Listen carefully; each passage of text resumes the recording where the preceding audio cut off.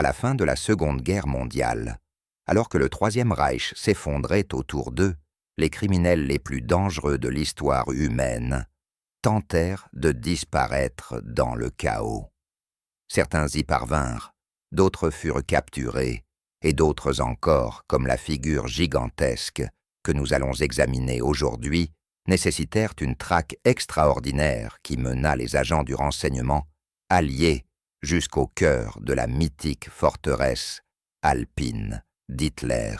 Voici l'histoire d'Ernst Carlton Brunner, le second d'Himmler, l'officier SS, le plus haut gradé à comparaître à Nuremberg, et l'un des principaux architectes de l'Holocauste.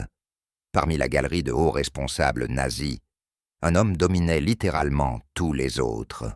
Mesurant près d'1,93 m et arborant un visage profondément marqué par des cicatrices de duel, Ernst Carlton Brunner apparaissait comme une figure intimidante, même au sein de la hiérarchie brutale de la SS.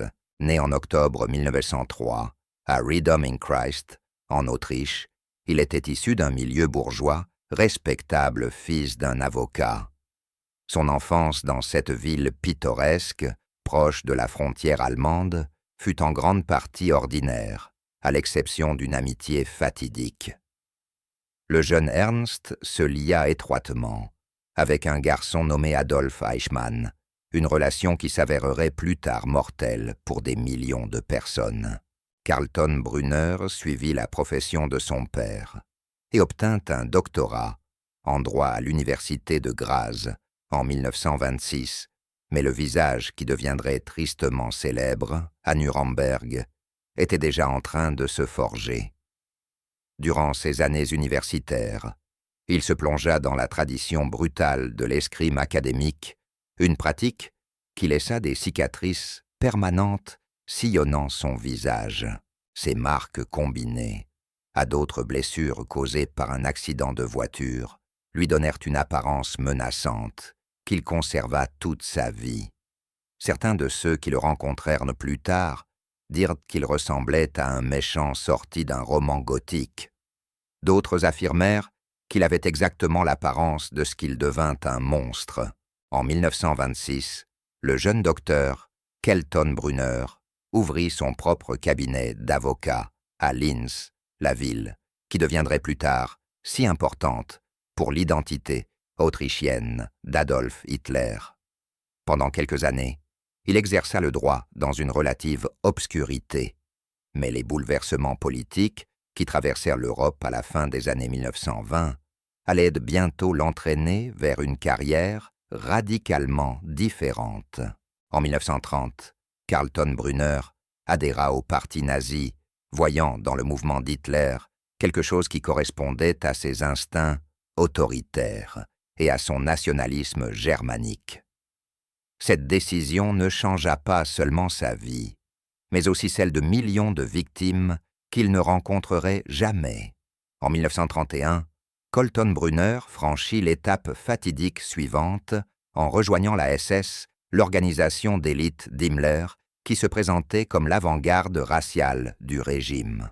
En 1933, il était déjà devenu le chef de la Ligue des avocats nazis, à Linz, utilisant son expertise juridique au service des intérêts du parti.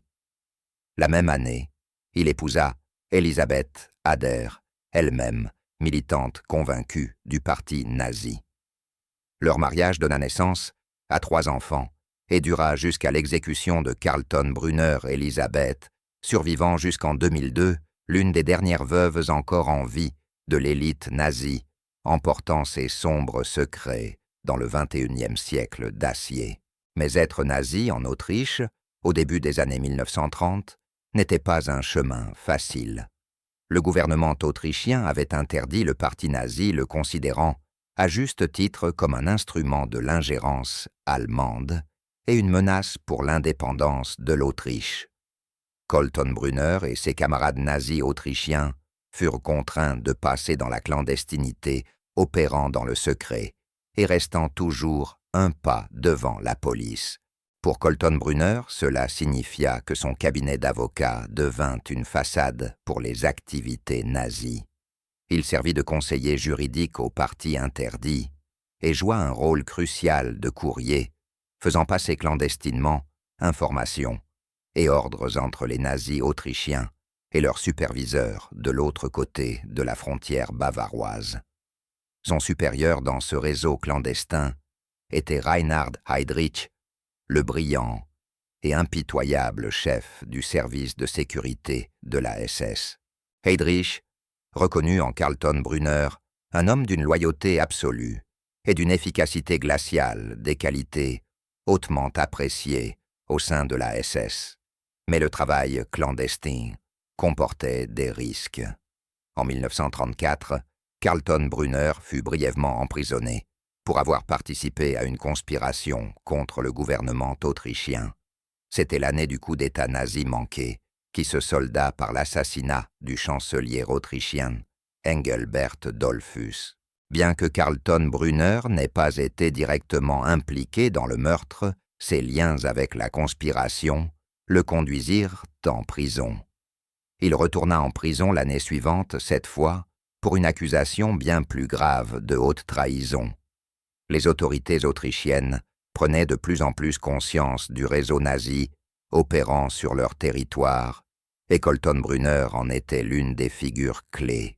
Bien que l'accusation de trahison ait finalement été abandonnée, peut-être faute de preuves concrètes, peut-être en raison de l'intimidation nazie, il écopa néanmoins d'une peine de 6 mois de prison pour conspiration. Plus dommageable encore pour sa couverture, il perdit son droit d'exercer la profession d'avocat. Sa carrière d'avocat respectable était terminée, mais sa carrière d'officier SS ne faisait que commencer. À sa sortie de prison, Carlton Brunner fut nommé chef de la SS autrichienne, une promotion majeure qui le plaça à la tête de l'appareil clandestin nazi dans son pays natal. Son rôle de courrier de haut niveau s'intensifia avec de dangereux voyages transfrontaliers pour rendre compte à Heydrich en Bavière. Ce travail était périlleux.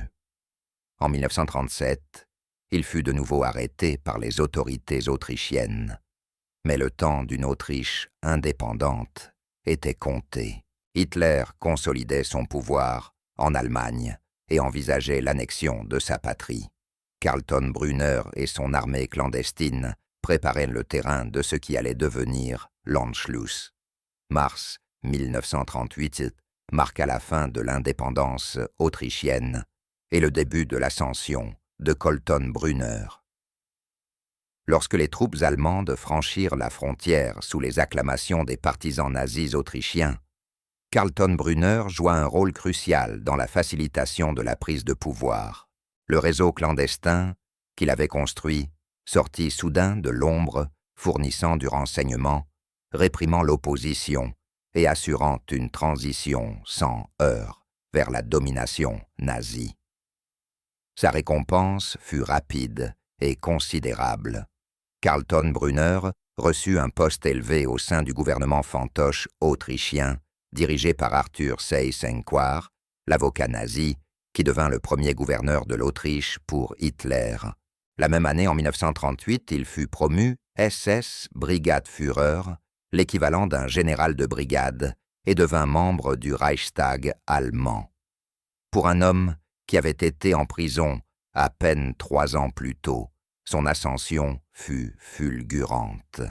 Mais Carlton Brunner ne se satisfaisait pas des fonctions politiques.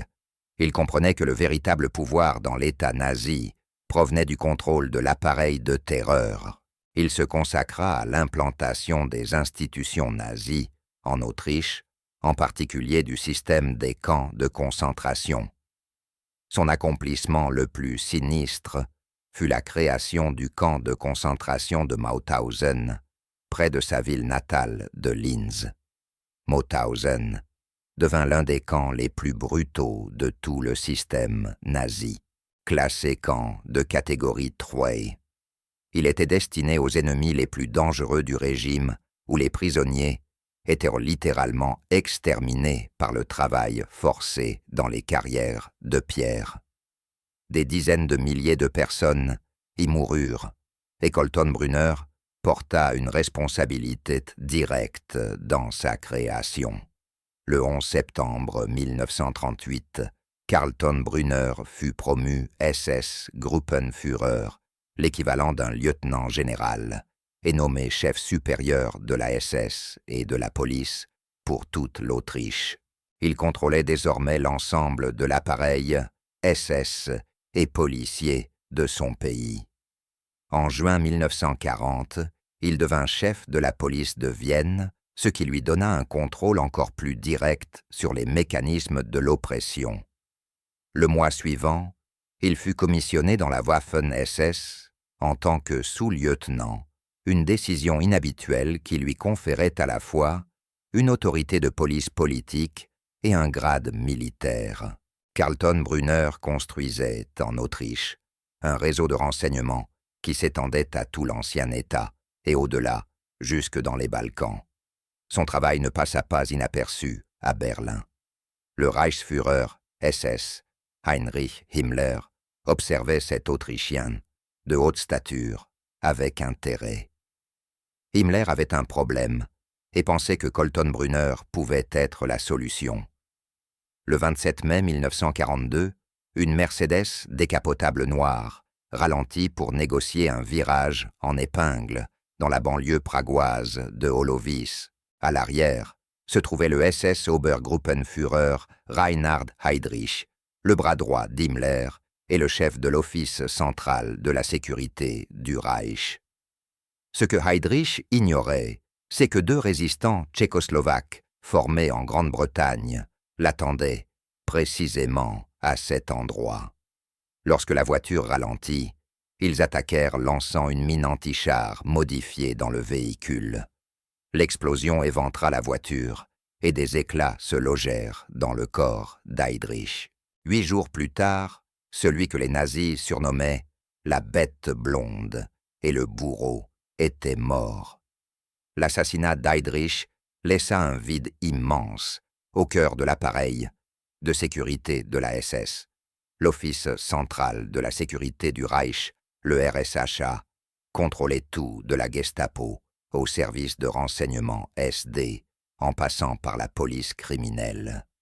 C'était le centre névralgique de la terreur nazie, l'organisation qui allait finalement coordonner l'Holocauste. Trouver un remplaçant au brillant et impitoyable Heydrich n'était pas chose aisée. Himmler avait besoin de quelqu'un d'absolument loyal, de compétent, et qui ne menacerait pas sa propre position. Il choisit Ernst Carlton Brunner. En juin 1942, Carlton Brunner fut nommé pour remplacer Heydrich à la tête du RSHA. C'était un poste d'un pouvoir extraordinaire.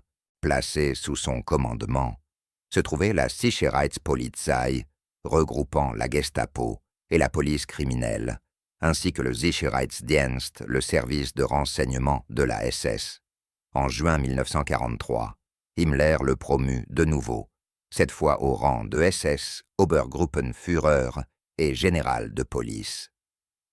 À seulement 39 ans, Carlton Brunner avait atteint le cercle intérieur du pouvoir nazi. Il était désormais le 2e homme le plus puissant de la SS, ne répondant qu'à Himmler lui-même. Fait étonnant, Carlton Brunner hérita également d'une fonction qui paraît presque surréaliste avec le recul. Heydrich avait été président de la Commission internationale de police criminelle, l'organisation qui deviendrait plus tard Interpol. Cela signifiait que l'homme qui coordonnait le plus grand crime de l'histoire humaine était aussi techniquement à la tête de la coopération policière internationale. Les nazis avaient un sens de l'ironie, particulièrement sombre, mais il n'y avait rien d'ironique dans l'usage que Carlton Brunner fit de son pouvoir. Il était totalement loyal à Adolf Hitler qu'il croyait sincèrement envoyé par Dieu pour sauver l'Allemagne de ses ennemis. Cette loyauté fanatique s'accompagnait d'une brutalité absolue dans la poursuite des objectifs nazis, en particulier la destruction des Juifs d'Europe. Sous la direction de Carlton Brunner, la solution finale s'accéléra.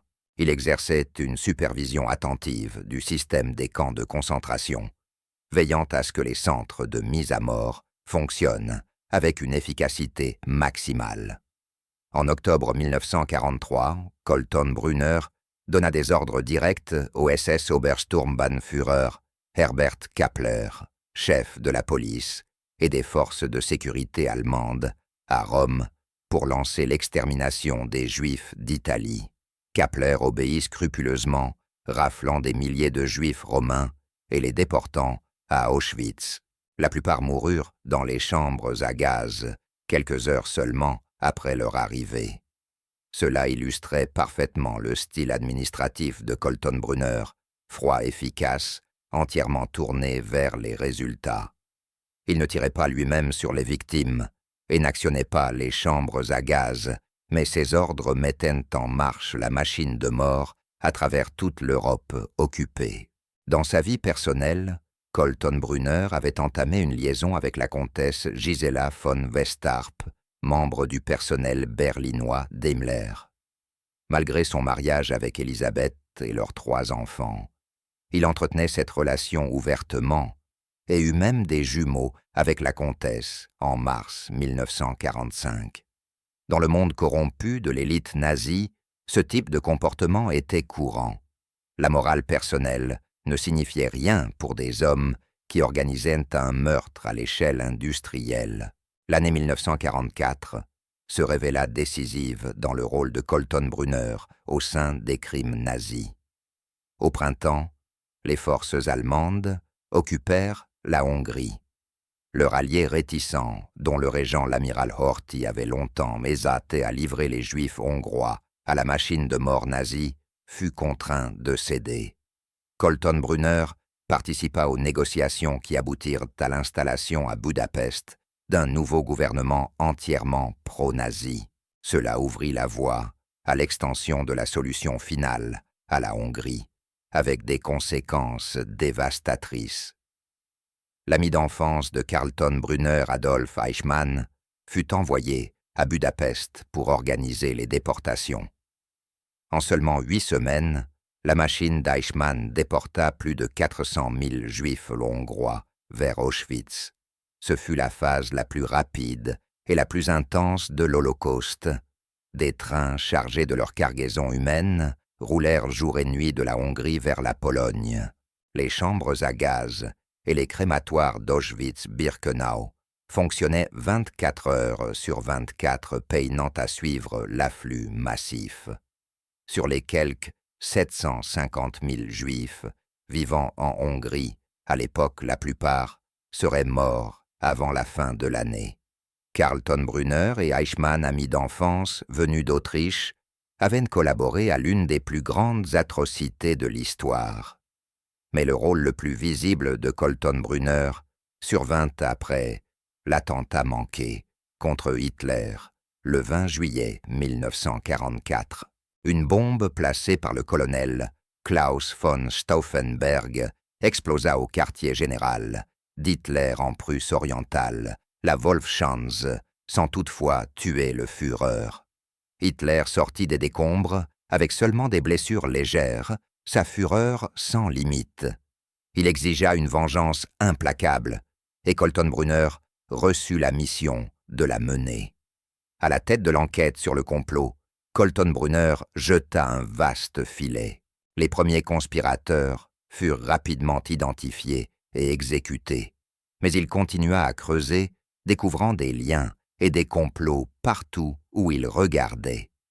Certains étaient réels, d'autres imaginaires, d'autres encore de simples prétextes pour éliminer des rivaux. Au final, environ 5000 personnes furent exécutées en lien avec le complot et des milliers d'autres emprisonnés. Des officiers furent pendus avec du fil de piano dans une prison berlinoise, leurs exécutions filmées, pour être visionnées par Hitler. La répression fut sauvage et totale, et Colton Brunner en orchestra chaque étape. En décembre 1944, en reconnaissance de ses services, Colton Brunner reçut sa dernière promotion au rang de général de la Waffen-SS ajoutant une autorité de commandement militaire à ses pouvoirs déjà immenses dans les domaines politiques et policiers. Une avalanche de décorations suivit.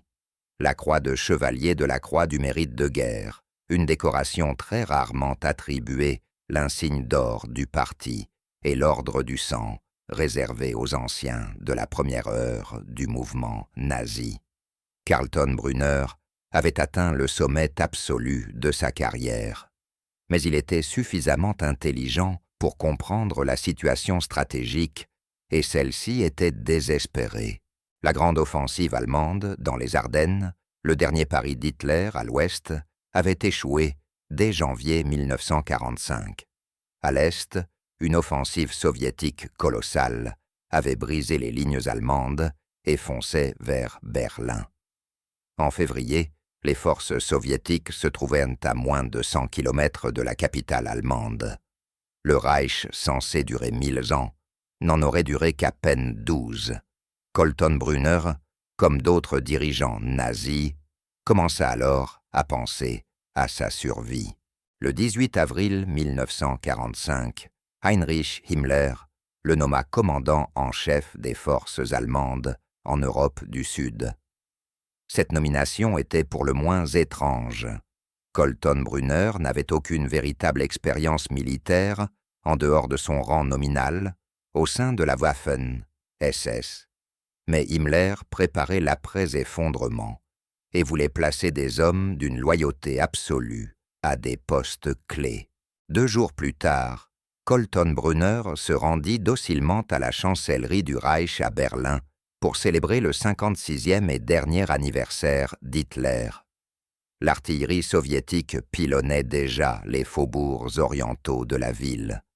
L'atmosphère du bunker était surréaliste, celle d'un culte de la mort accomplissant ses derniers rituels.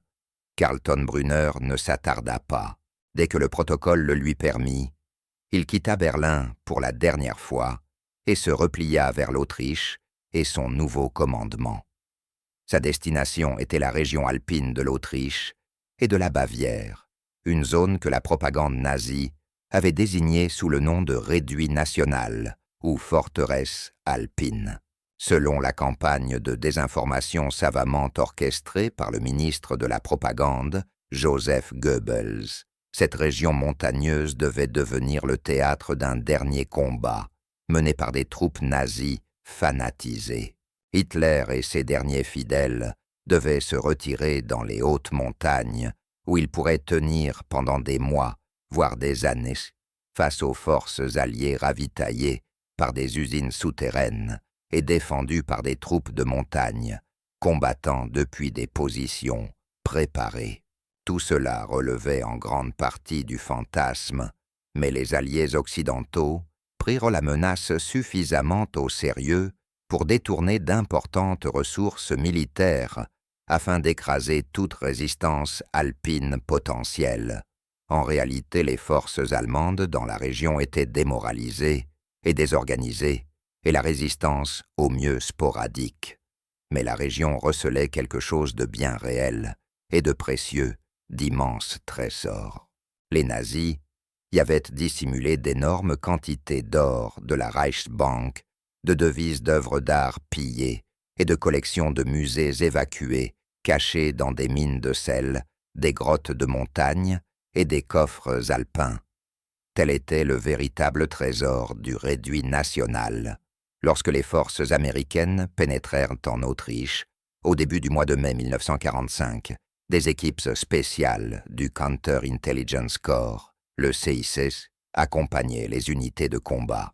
Ces équipes avaient une mission précise localiser et arrêter les hauts responsables nazis et les criminels de guerre, avant qu'ils ne puissent s'échapper ou disparaître dans la clandestinité. À la tête de l'une de ces équipes rattachées au 319e régiment d'infanterie de la 80e division d'infanterie se trouvait l'agent spécial Robert E. Matt, un enquêteur déterminé, accompagné de son interprète Sidney Bruskin. Le 3 mai 1945, la 80e division d'infanterie fit sa jonction avec les forces soviétiques à Steyr, sur la rivière Enns, coupant de fait l'Autriche en deux. Mais il n'y eut pas de temps pour célébrer. La division fut immédiatement redirigée vers le sud, au cœur même du supposé réduit national. Matt et son équipe l'accompagnèrent, leur liste de criminels de guerre, recherchés en main.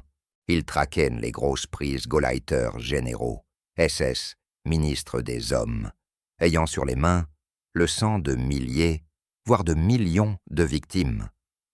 Matt obtint sa première piste le 5 mai, dans le petit village de Wögdorf. En interrogeant le chef local du parti nazi, il apprit qu'August Heygruber, le Gauleiter de Haute-Autriche, était passé récemment par le village. Plus importante encore, Heygruber se dirigeait vers Gmunden, une station de villégiature située à environ 60 km à l'est de Salzbourg. Un Gauleiter représentait une prise de grande valeur. Ces hommes étaient les dictateurs régionaux du parti nazi, exerçant un pouvoir immense sur la vie et la mort dans leur district. Cette piste se situait techniquement en dehors de la zone d'opération assignée à Matt, mais c'était un homme déterminé et il n'était pas question pour lui de laisser échapper un trophée comme Heygruber. Avec Bruskin, il se rendit à Gmunden, à bord de leur jeep, se frayant un chemin sur des routes encombrées de réfugiés et de soldats allemands en retraite. Lorsqu'ils arrivèrent et interrogèrent la police locale, ils reçurent une nouvelle stupéfiante. Oui, le Gauleiter Heygruber était bien passé par là environ une semaine plus tôt, mais il n'était pas seul. Il était accompagné de deux hommes qui représentaient des prises bien plus importantes.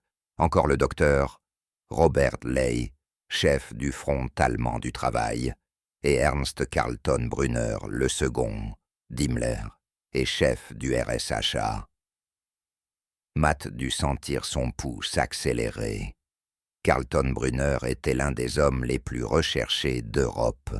Si le renseignement était exact, les trois hommes se dirigeaient vers le Salzkammergut, une région montagneuse parsemée de mines de sel, au cœur même du supposé réduit national. C'était un terrain idéal pour se cacher des centaines de kilomètres carrés de nature alpine, avec d'innombrables grottes, galeries minières et refuges de montagne. Trouver un seul homme dans cet espace immense revenait à chercher une aiguille dans une botte de foin, mais Matt était déterminé à tenter sa chance. En progressant vers le sud avec un bataillon de chars américains, Matt fut confronté pour la première fois de manière directe aux horreurs du régime nazi. Ils traversèrent le camp de concentration d'Ebensee, un sous-camp du complexe de Mauthausen, que Carlton Brunner avait lui-même contribué à créer. Le camp venait d'être libéré, et les scènes qui s'y offraient dépassaient l'entendement. Des milliers de prisonniers émaciés, beaucoup trop faibles pour se tenir debout, entourés d'amas de cadavres. Les soldats américains, pourtant endurcis par les combats, étaient visiblement bouleversés. Pour Matt, la traque devint personnelle. L'homme qu'il poursuivait n'était pas seulement un criminel recherché, il était responsable de cet enfer sur Terre. Le 6 mai, l'équipe de Matt s'enfonça de 16 kilomètres dans le réduit national, sans rencontrer la moindre résistance, dans la station thermale de Bad Ischl, autrefois fréquentée par l'empereur d'Autriche François-Joseph. Mais ils prirent contact avec des troupes du mouvement autrichien de libération des soldats de la Wehrmacht qui s'étaient retournés contre les nazis et combattaient désormais pour libérer l'Autriche de l'influence nazie restante. La situation était surréaliste des soldats allemands, en uniforme proposant leur aide à des agents du renseignement américain pour traquer des officiers SS, laissant Bruskin à Bad Ischl pour organiser un réseau d'informateurs. Matt accompagna un lieutenant du mouvement de libération autrichien et plusieurs de ses hommes, toujours en uniforme de la Wehrmacht, et lourdement armés en direction de la ville de Strobl.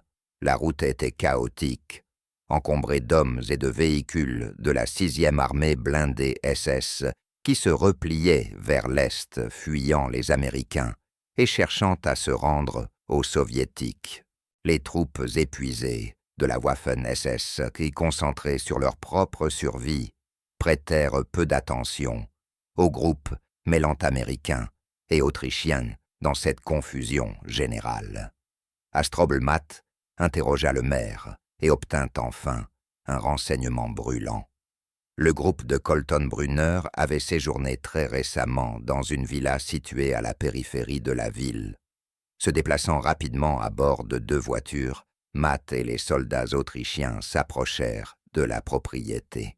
En avançant vers la porte d'entrée, ils remarquèrent de plusieurs hommes d'allure militaire, vêtus de civil, qui les observaient à distance. Ces hommes n'intervinrent pas, mais les suivirent discrètement, manifestement des gardes du corps ou du personnel de sécurité. La porte s'ouvrit sur une femme blonde, d'une trentaine d'années, Elisabeth Colton-Brunner. Ses 3 enfants étaient visibles à l'intérieur de la maison, derrière elle. Matt l'interrogea sur la localisation de son mari, mais elle resta évasive. Ernst Colton-Brunner n'était pas là. Comprenant rapidement la situation, Matt plaça Frau Colton-Brunner en état d'arrestation et avertit les gardes en civil que des troupes américaines arriveraient sous peu pour sécuriser la zone. Il n'y eut aucune résistance. Le chef des gardes expliqua que Colton-Brunner leur avait ordonné de protéger sa famille, mais que la guerre étant manifestement terminée et un ordre américain exigeant que tous les Autrichiens remettent leurs armes étant en vigueur, ils s'étaient exécutés et n'avaient aucune intention de se battre. Frau Colton-Brunner et ses enfants furent placés dans une voiture et conduits au quartier général de la 80e division d'infanterie. Lors de son interrogatoire, elle livra des informations cruciales. Oui, son mari avait bien séjourné dans la villa de Strobl le 3 mai.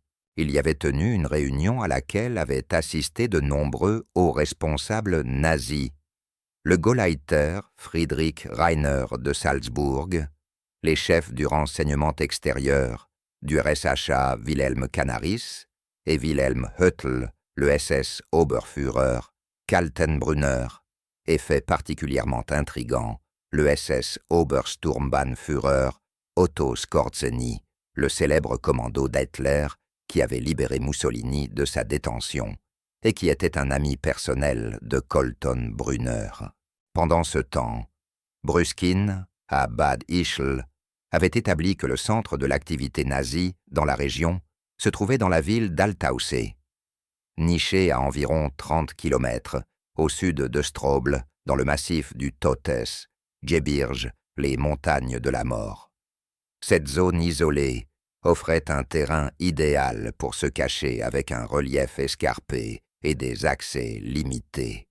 Si Colton-Brunner se trouvait quelque part, ce serait là. Le 8 mai 1945, jour de la victoire en Europe, la 80e division d'infanterie constitua une force opérationnelle pour avancer vers Altausee. La guerre en Europe était officiellement terminée, mais on craignait que des nazis fanatisés continuent le combat dans les montagnes du réduit national. La force comprenait une compagnie d'infanterie et plusieurs chars Sherman, sous le commandement du major Ralph Pearson. Matt et son équipe du CI6 les accompagnèrent. Le trajet à travers le col de Pötschen était spectaculaire. Des prairies printanières éclatant de fleurs sauvages s'étendaient, au premier plan encadrées par d'immenses sommets enneigés. Arrivée à Bad-Aussee, la colonne fit une halte pour se reposer avant de reprendre sa progression. La route s'élevait de plus en plus dans la montagne, jusqu'à ce que 4 kilomètres plus loin, ils atteignent Altausee, la dernière agglomération importante avant les montagnes de la mort. La localité se trouvait au bord d'un lac alpin, d'une pureté saisissante dominée par des pics imposants. Elle ressemblait à une carte postale, non à un repère de criminels de guerre. Mais les apparences étaient trompeuses. Alteusee abritait les résidences d'été de plusieurs Gauleiter nazis, de premier plan parmi lesquels Konrad Henlein, Rudolf Jung et August Heigruber. La ville se situait également à proximité de l'entrée de la mine de sel d'Alteusee, où les nazis avaient dissimulé des milliers d'œuvres d'art pillées. Des rumeurs locales affirmaient que Colton-Brunner et d'autres nazis recherchés s'étaient réfugiés dans des chalets de haute montagne du Totes-Gebirge, mais déterminer précisément leur emplacement nécessitait un patient travail de renseignement. La première découverte de Matt fut une station radio de transmission du RSHA, installée dans la Villa Kerry, à la périphérie d'Altausee. Il s'agissait du dernier moyen de communication restant à Colton-Brunner avec d'autres groupes nazis de la région. Les agents du CIC s'emparèrent rapidement de la station et la mirent hors service, coupant Colton-Brunner de tout réseau résiduel. La villa livra également 2 personnes importantes, étroitement liées à lui sa maîtresse, la comtesse Gisela von Westarp et Frau Schiedler, l'épouse de son adjudant. Les 2 femmes furent placées en détention pour interrogatoire. Grâce à des interrogatoires minutieux menés auprès de ces femmes et d'autres habitants de la ville, Matt reconstitua progressivement la situation, avant même que la colonne américaine n'atteigne Altausee-Colton-Brunner, avait pris la fuite avec son adjudant, le SS Sturmbannführer Schiedler et 2 autres hommes de la SS. Tous 4 s'étaient réfugiés dans les montagnes, vêtus de vêtements civils, mais lourdement armés. Ils étaient prêts à résister à une arrestation si nécessaire. Restait à savoir où précisément dans l'immensité des montagnes de la mort ils se cachaient. Le 11 mai, Matt obtint, enfin, l'information cruciale dont il avait besoin. Le groupe de Colton-Brunner se cacherait dans un refuge de montagne, appelé la Vansenshütte, perché, en altitude, dans le Totes-Gebirge. S'y rendre ne serait pas facile, l'ascension nécessitait au moins 5 heures de marche dans un terrain difficile. Matt recruta 4 guides de montagne, autrichiens, tous anciens soldats des troupes de montagne de l'armée allemande, qui connaissaient parfaitement la région. Le major Pearson, inquiet de la possibilité d'une résistance armée, exigea que le détachement du CIC soit accompagné d'une escouade d'infanterie américaine. Matt reçut le commandement de l'ensemble de l'opération. Avant le départ, il obtint de la comtesse von Westarp une note destinée à Colton-Brunner, expliquant la situation et lui assurant qu'il serait en sécurité sous garde américaine. C'était une manœuvre calculée.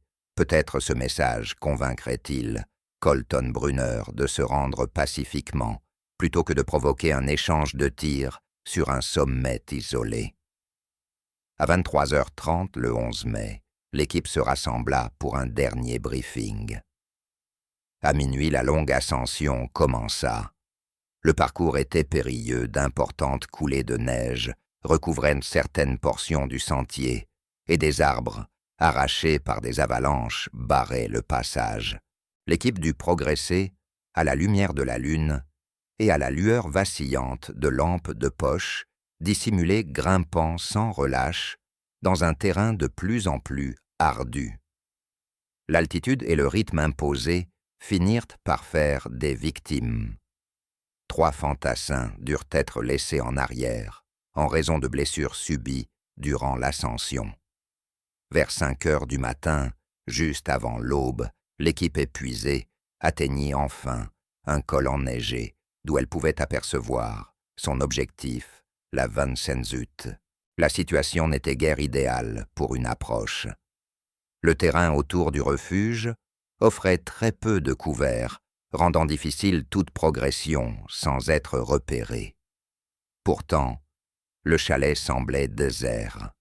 Aucune fumée ne s'échappait de la cheminée, et aucun mouvement n'était visible. Tous les volets étaient solidement fermés. Colton Brunner avait-il été prévenu et pris la fuite, ou s'agissait-il d'un piège? Matt prit une décision rapide. Laissant les guides et les fantassins restants derrière une crête enneigée, à environ 300 mètres du chalet, il décida d'approcher seul par le côté aveugle de la bâtisse. Avançant prudemment dans la neige, Matt atteignit la porte d'entrée. Il frappa, puis essaya la poignée. Elle était verrouillée. Un bruit se fit alors laissant entendre à l'intérieur un homme gémissant. Matt frappa violemment sur un volet de fenêtre. Après un instant, celui-ci s'ouvrit, et un homme à l'aspect rude, âgé d'environ 35 ans, passa la tête et demanda en allemand ce qu'il voulait. Matt demanda à entrer, mais l'homme refusa. Réagissant rapidement, Matt glissa par la fenêtre la note de la comtesse von Westarp. L'homme la prit et la lut attentivement, puis leva les yeux vers Matt et déclara sèchement qu'il ne connaissait pas ces personnes. C'était un mensonge évident, mais Matt n'insista pas. Il jeta plutôt un coup d'œil par-dessus son épaule et aperçut les 4 guides autrichiens des fusils en bandoulière avançant tranquillement vers le refuge à découvert. L'homme à l'intérieur les vit également et paniqua. Il traversa rapidement la pièce, et Matt eut juste le temps de l'apercevoir saisir un pistolet. Matt se replia aussitôt sur le côté du bâtiment, hors de la ligne de tir.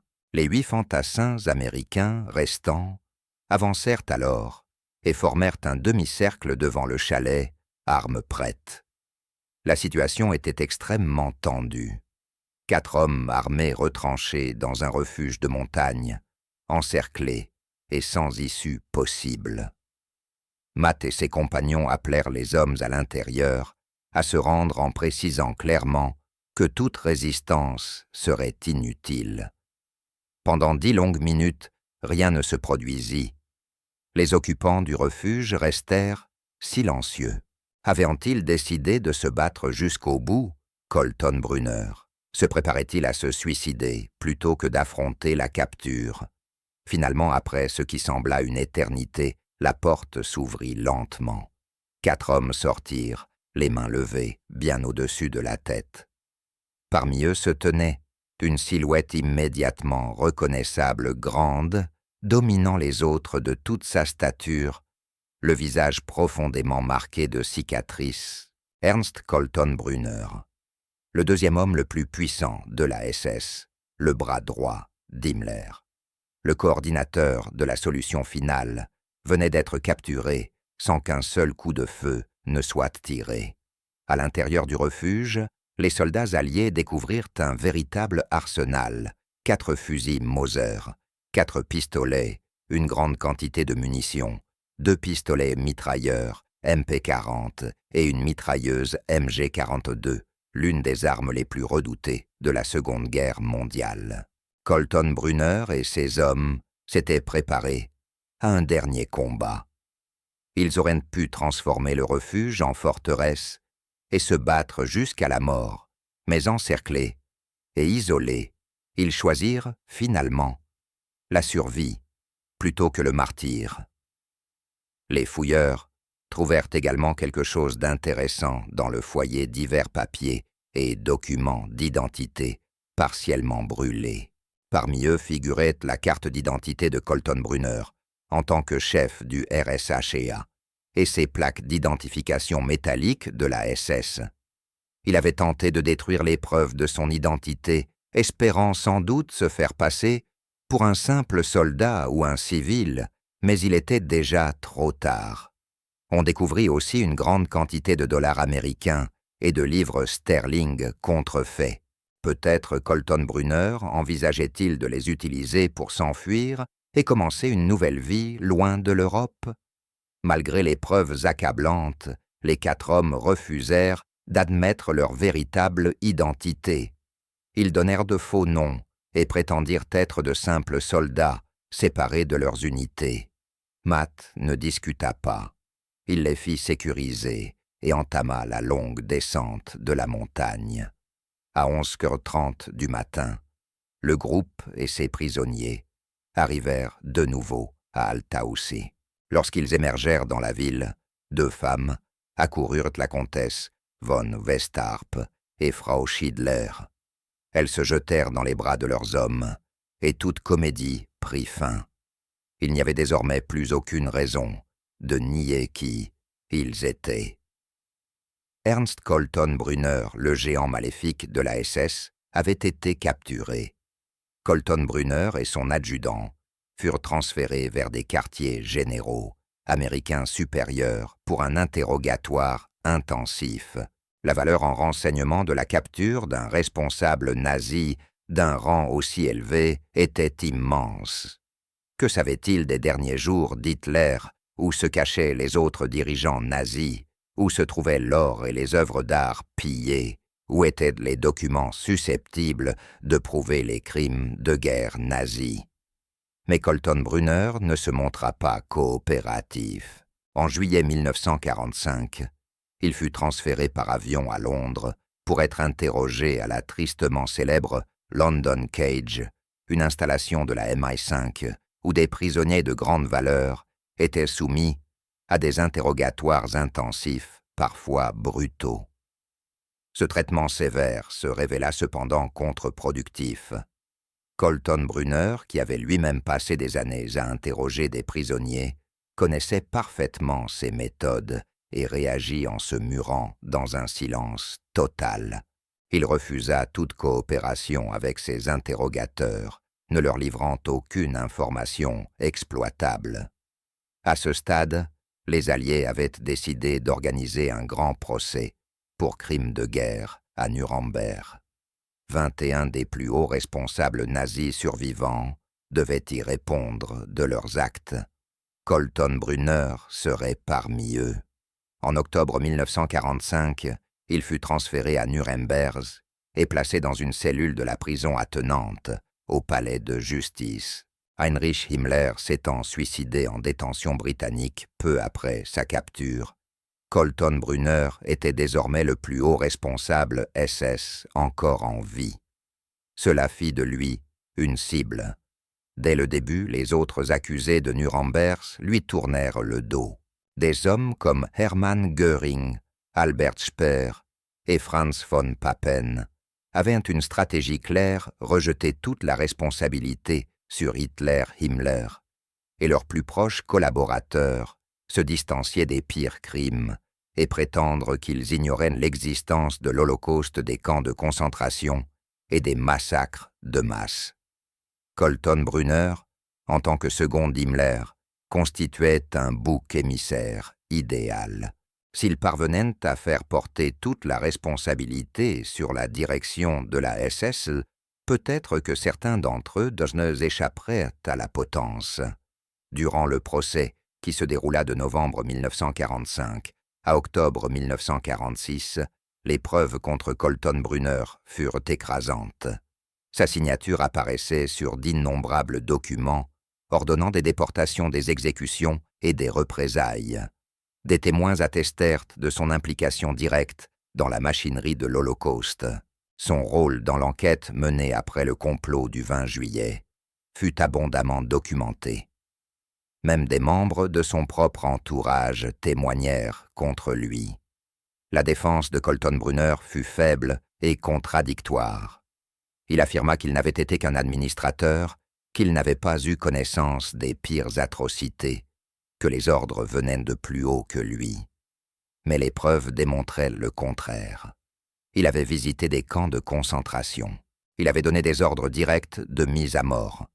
Il avait personnellement supervisé l'extension de la solution finale à la Hongrie. Les juges ne furent pas convaincus. Le 1er octobre 1946, les verdicts furent prononcés.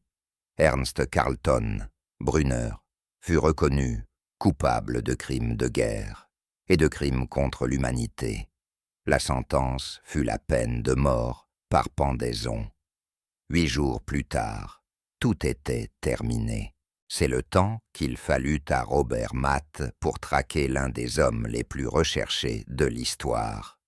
D'un nom murmuré dans une ferme à une arrestation à l'aube sur un sommet glacé, Colton Brunner n'était pas un fanatique halluciné. C'était un juriste, un bureaucrate, un homme qui organisa le génocide avec la même efficacité que d'autres gèrent une entreprise. C'est cela qui rend son histoire si glaçante. Le mal ne prend pas toujours l'apparence d'un monstre. Parfois, il porte un costume et signe des documents. Mais l'essentiel est ailleurs. La justice a triomphé. Un agent américain déterminait 4 guides de montagne autrichiens qui choisirent le bon camp, et une ascension nocturne dangereuse suffirent à faire tomber le géant du mal de sa cachette. Aucun document détruit, aucun refuge isolé dans les montagnes ne put le sauver. Le 16 octobre 1946, Colton Brunner fut pendu à Nuremberg. Ses cendres furent dispersées afin qu'aucun lieu ne puisse devenir un sanctuaire à sa mémoire. Mais les principes établis lors de son procès, qu'on ne peut se retrancher derrière les ordres que les criminels de guerre seront traqués jusqu'au bout du monde, changèrent durablement l'histoire. La Vincennes-Sud existe encore aujourd'hui. Des randonneurs y passent sans savoir que l'un des derniers actes de la Seconde Guerre mondiale s'y est joué. Les montagnes demeurent des témoins silencieux, à la fois des crimes les plus sombres de l'humanité et de sa capacité à rendre justice. Le Reich de Milan dura 12 ans. La traque de ses dirigeants prit 8 jours. Et la leçon est claire.